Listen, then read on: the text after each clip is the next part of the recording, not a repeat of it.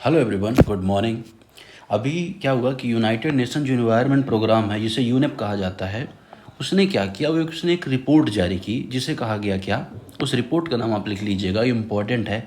Safe disposal of unused medicine. मतलब क्या? Safe disposal of unused medicine.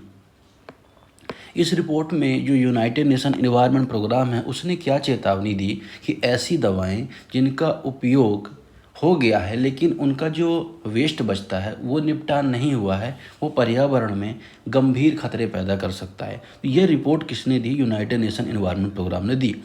हमारे लिए क्या इम्पोर्टेंट हो जाता है, एक तो ये रिपोर्ट्स को जानना कि आखिर भाई ये रिपोर्ट क्या कहती है, कि कौन जारी करता है, फिर यूनेप के बारे में जानना, दूसरी चीज़, तीसरी चीज़ यूनेप और कौन कौन सी रिपोर्ट्स निकालता है। अब इन तीनों को टॉपिक अगर हम कभी भी पढ़ते हैं, करंट अफेयर इसी तरह से पढ़ा जाता है कि आप अगर इन तीनों कवर कर लिया आपने और एक प्रैक्टिस क्वेश्चन सॉल्व कर लिया तो वो टॉपिक आपका तैयार हो गया। वही काम हम यहाँ पर करते हैं। मेरा नाम दिवस द्विवेदी है। आज मैं 11 टॉपिक लेके आया हूँ आपके लिए, जो 17 तारीख को न्यूज़ में थे उनको हम यहाँ पे एमसीक्यू फॉर्मेट में देखते हैं। स्टेटमेंट वाइज एमसीक्यूज रहते हैं, कुछ पेयर्स में भी रहते हैं, कुछ वन लाइनर भी रहते हैं, जिससे थोड़ा सा मिक्स कॉम्बिनेशन आपका बना रहे। कोई भी एग्जाम की अगर आप तैयारी कर रहे हैं तो करंट अफेयर यहाँ पे मैं उसका कवर करता हूँ। अब देखिए, यूनाइटेड नेशन एनवायरनमेंट प्रोग्राम के संबंध में स्टेटमेंट यहाँ पे पूछा जा रहा है कि इसको इस्टेब्लिश किया गया था स्टॉकहोम सम्मेलन में। It was establish after the Stockholm सम्मेलन, स्टॉकहोम कॉन्फ्रेंस के बारे में। ठीक है, देखते हैं सही है गलत है। दूसरा, इसका हेडक्वार्टर जेनेवा में है। क्या इसका हेडक्वार्टर जेनेवा में है, ये आपको बताना है। तीसरा, यूएनईए मतलब यूनाइटेड नेशन एनवायरनमेंट असेंबली, इसके अंतर्गत ग्लोबली इन्वायरमेंट जो इशू होते हैं, इन्वायरमेंट इशू पर डिसीजन मेकिंग सबसे सुप्रीम बॉडी है। चौथा, यूनेप जो है सपोर्ट करता है इंटरनेशनल एनवायरमेंटल ट्रीटीज़ को। तो जो भी पर्यावरण के संबंध में संधियाँ होती हैं विश्व में, उसको यूनेप सपोर्ट करता है। ये आपको बताना है चारों स्टेटमेंट में क्या सही है। बेसिक बात करें तो बात है कब की? 1972 की। आप यहाँ पे ये फैक्ट लिख लीजिएगा। 1972 में यूनाइटेड नेशन जनरल असेंबली एक प्रस्ताव करती है, किसका? यूनाइटेड नेशन एनवायरनमेंट प्रोग्राम का। यूनेप को बनाया जाता है। यूनेप का पर्पज़ क्या था? ग्लोबली जो इन्वायरमेंट है उसको निगरानी करना, पूरी पृथ्वी में पर्यावरण कैसा है उसकी निगरानी करना, उसके जो चैलेंजेस है उसको फाइंड आउट करना और उसका सोल्यूशन देना। और इसका हेड क्वार्टर कहाँ पे? नैरोबी में है। और नैरोबी किसकी कैपिटल है? नैरोबी कैपिटल है केनिया की। और केनिया अफ्रीकन कंट्री है। अफ्रीकन, सिर्फ अफ्रीका में केवल एक ही यूएन से संबंधित जो संस्थान उसका हेडक्वार्टर है यूनेप का, और उसको कहाँ पे? नैरोबी में। अब इसको जब बनाया गया तो इसके अंतर्गत एक बॉडी इंपॉर्टेंट बनाई गई जिसे यूनाइटेड नेशन एनवायरनमेंट असेंबली कहा गया, यूएनईए। ये ग्लोबली इन्वायरमेंटल जो इश्यूज होते हैं उनकी डिसीजन लेती है और हर 2 साल में ये बैठती है, तय करती है कि हमें क्या प्रायोरिटीज़ हमारी होनी चाहिए, किन प्रस्ताव को अपनाया जाना चाहिए। ये काम यहाँ पे करती है। ठीक है, तो ये बात हो गई। फिर उसके अंदर एक और बॉडी होती है यूएनईए के पास, सीपीआर है ना, वो एक एडवाइजरी बॉडी होती है। फिर सेक्रेटरीट होता है, हर एक संस्थान की तरह सचिवालय होता है जो सारे डिसीजन को लागू करता है। अब ये तो बात हो गई यूएन के बारे में। यहाँ पर अगर आप देखोगे स्टेटमेंट दूसरा गलत है, क्योंकि जेनेवा नहीं, नैरोबी में हेडक्वार्टर है। दूसरा स्टेटमेंट एलिमिनेट कर दोगे तो आपका सही आंसर क्या आ जाएगा? 134 आ जाएगा। ठीक है, अब अगर आप बात करो, यहाँ पे बात हुई कि इन्वायरमेंट जो संधि है उसको सपोर्ट कैसे करती है। तो आपने रियो अर्थ समिट का नाम सुना होगा। 1992 में एक समिट होती है जिसके बाद 3 कन्वेंशन निकल के आती है। UNCBD convention on biodiversity, UNCCD convention on desertification, और UNFCCC United Nation Framework Convention on Climate Change. इनको ये सपोर्ट करता है। इन पे ये क्या करता है? बहुत सारी रिपोर्ट्स भी निकालता है। जैसे कौन कौन सी रिपोर्ट यूनेप निकालता है, ये भी आप लिख लीजिए। यूनेप निकालता है ग्लोबल इन्वायरमेंट आउटलुक। ये इंपॉर्टेंट रिपोर्ट है, global environment outlook report UNEP निकालता है। इमिशन गैप रिपोर्ट,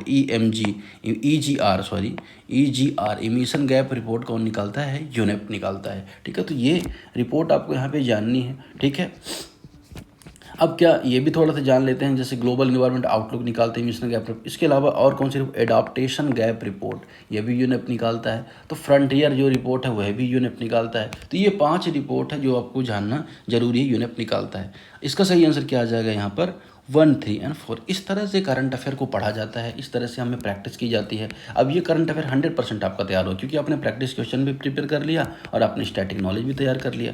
ठीक है, तो चलिए इसी तरह से हम यहाँ पे डिस्कशन करते हैं। अब यहाँ पे हम क्या रैंडमली क्वेश्चन पिक करेंगे। पहला क्वेश्चन पिक करते हैं, द्रविड़ावझिना अब हो सकता है कि इसमें स्टेटमेंट वाइज क्वेश्चन ना भी बने, लेकिन मैंने यहाँ पे डाल दिए हैं पेयर्स, क्योंकि आपको याद हो जाएगा 4 फैक्ट इसके बारे में, 2-3 फैक्ट मैं बताऊंगा, तो कोई भी स्टेटमेंट बनता भी है या वन लाइनर में भी आया तो आप आसानी से इसको टैकल कर लोगे, ठीक है। तो ये चीज़ आपको यहाँ पे जाननी ज़रूरी है, ठीक है।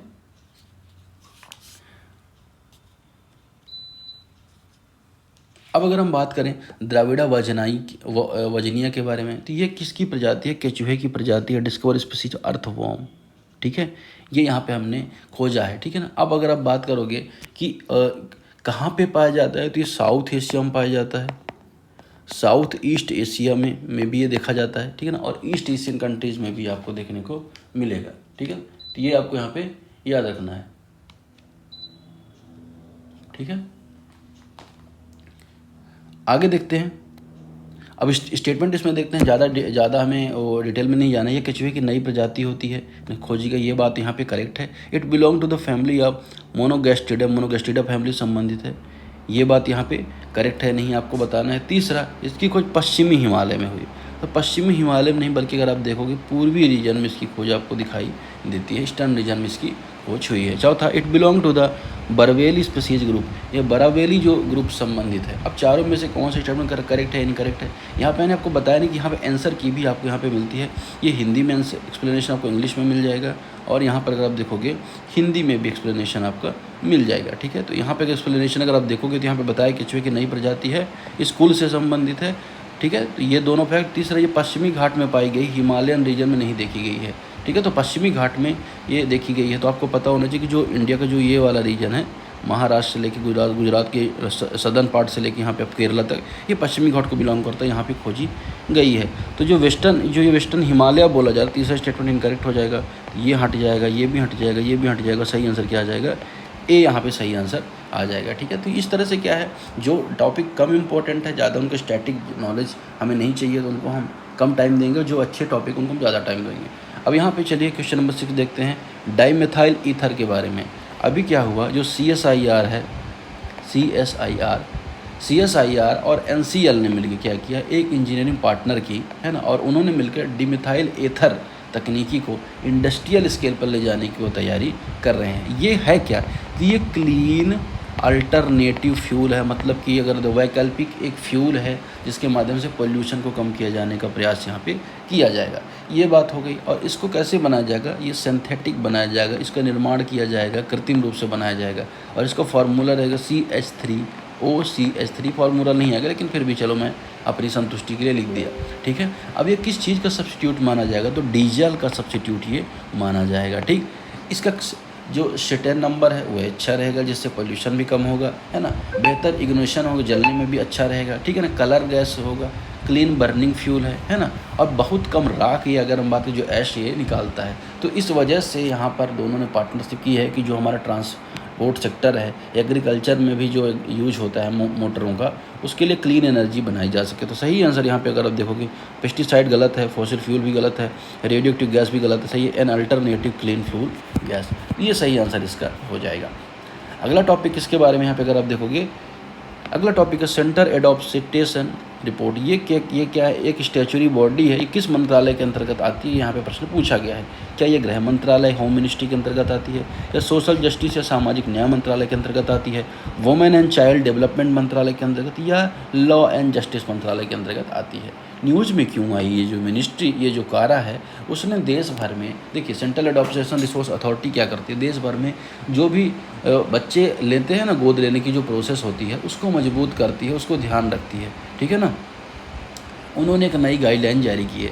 अब ये जो मंत्रालय किसके अंतर्गत आता है, वुमेन एंड चाइल्ड मिनिस्ट्री के अंतर्गत आता है, ठीक है ना, और इसको लीगली दर्जा दिया गया है juvenile justice care and protection children act 2015 के अंतर्गत।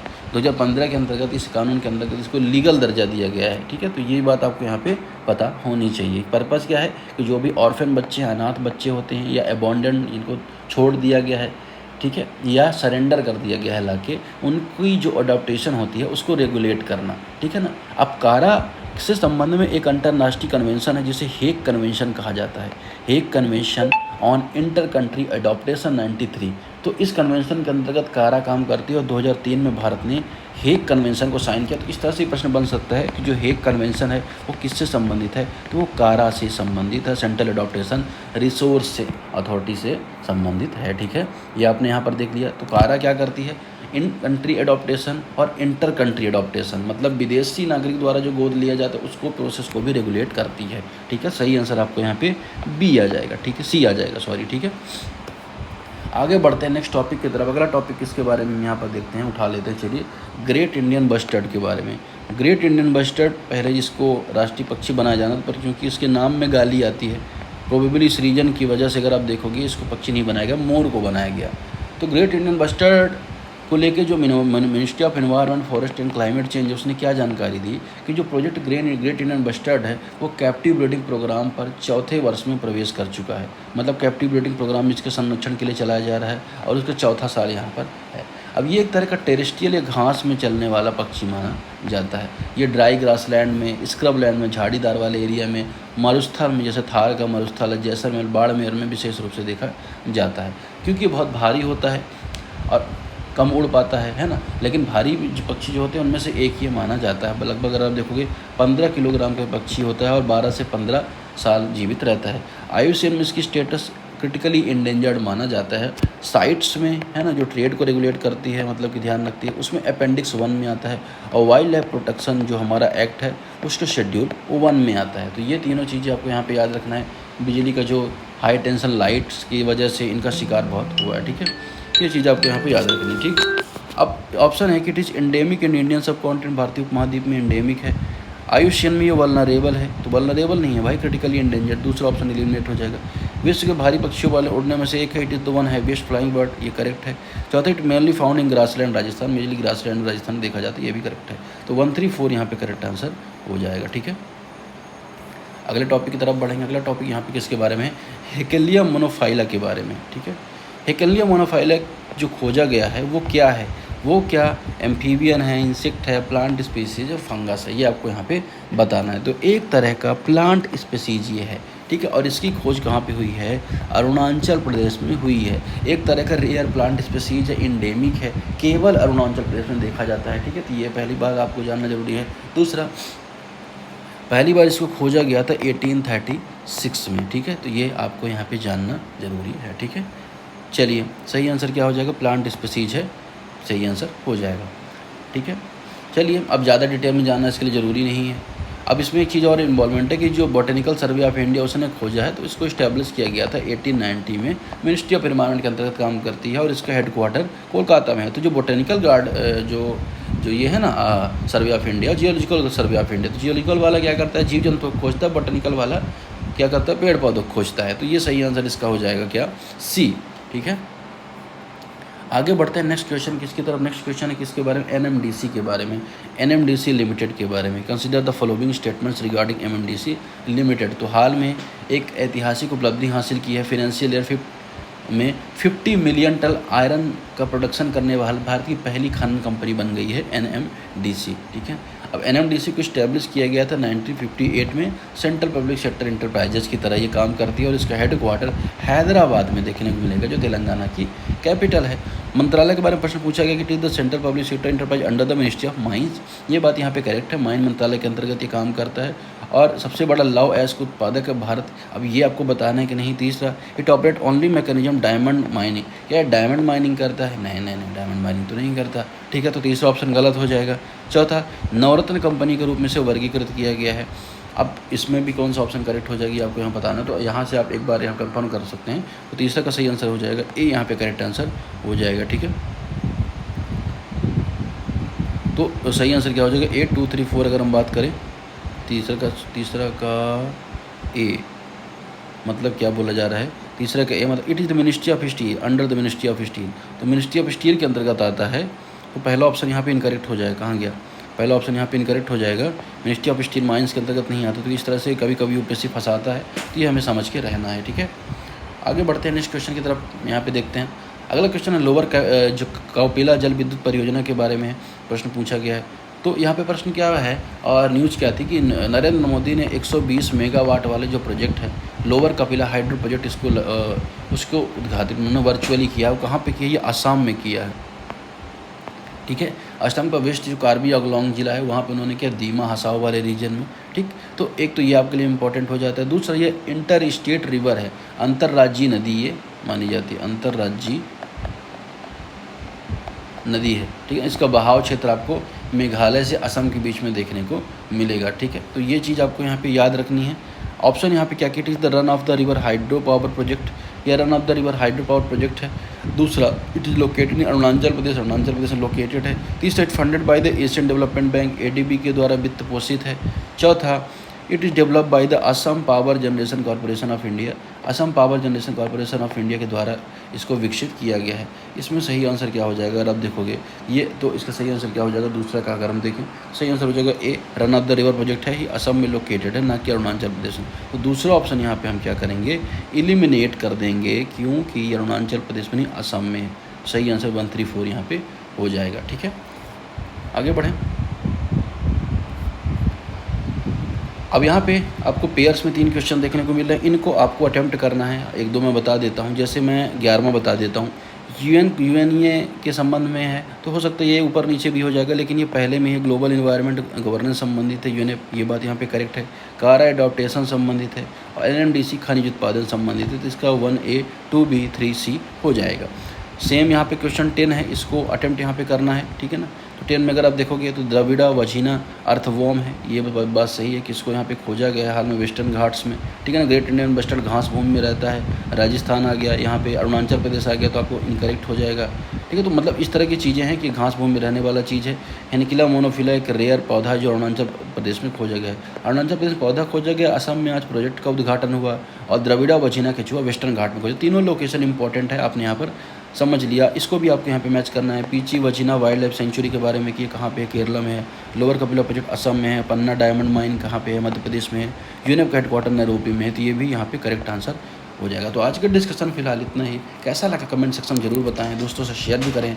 Thank you very much.